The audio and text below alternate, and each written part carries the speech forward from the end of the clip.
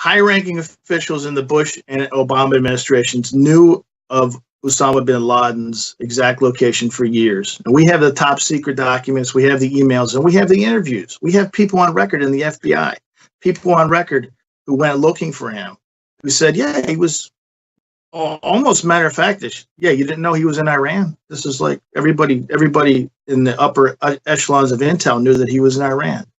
We even have a top secret document from Brennan when Brennan was in the White House talking about it with the government of Saudi Arabia.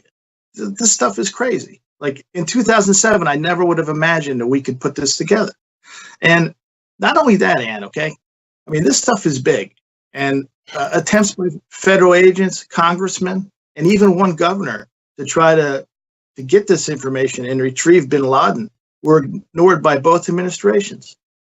And not only that, these guys, congressmen, a Democratic governor who went to the CIA, Obama's CIA, right, and also well-placed intel guys who said, hey, this guy's in Iran, let's go get him.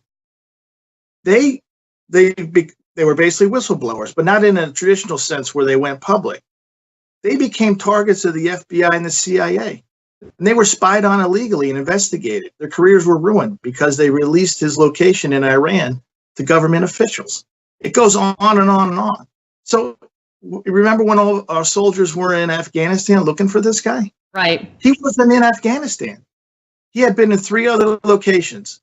None of them were Afghanistan.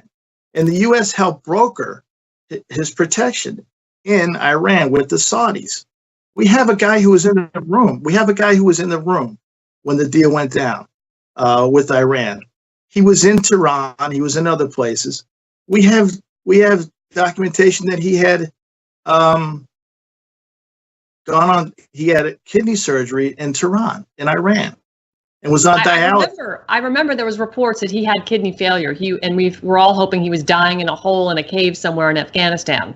We thought maybe that's what had happened to him because he hadn't surfaced for a while. So he was getting medical care in Iran, which has good medical care, by the way. It's just, unbelievable. So how many billions of dollars have been spent on our military doing these operations over the years till we finally, quotes, found him, even though we knew where he was all this time? How much money was paid to shut people up? I mean, who are all the people involved? Obviously we know it's Obama, the Bushes, the Clintons, but how many other people? I mean, people had to be paid off from Intel to keep them quiet, I would imagine them, especially if they were trying to, share this information out there. Was anybody murdered over this? This is just a massive scandal. I mean, we're going to report it and put out what we can, but we're not the be all and end all. Trump's going to have to do something about it. Trump knows about it. We briefed the White House officials on what was coming out because you can't just drop something like this. It won't be taken seriously in Washington. So we had to kind of grease the skids a little bit and say, hey, that stuff's coming out. And it's not even a money thing, and I mean, millions, billions, trillions. It's like that. It's a life thing. How many soldiers were injured in Afghanistan? How many died? How many families? I mean, I had a good friend of mine who was Gold Team leader, SEAL Team 6, Matt Mills. He died. He was killed in action in Afghanistan, chasing a ghost. I mean, it's almost too big of a scandal to even get your head around. Yeah. And I understand it when it comes out, people are like, whoa, wait a second, this is crazy. And it is crazy. And the whole thing is, when we were doing this and we were putting this research together, I was on a path where I wanted to prove it wrong. I didn't want it to be true because it's like, wait a minute, this shocks your core as an American to try to think about this. This is what we're about.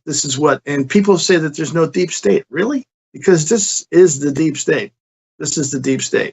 Yeah. And the incredible thing is they put a deal together to safeguard this guy. And he wasn't alone. His son is still over there, and he's running Al Qaeda. Yeah. His son is over there running Al Qaeda. And the government says, no.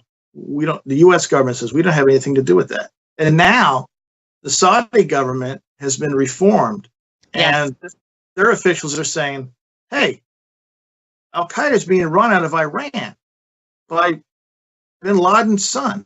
And the Iranian and U.S. officials say, no, that's impossible. Well, we have documents where Brennan talks about his son, bin Laden's son, being in Iran. So what's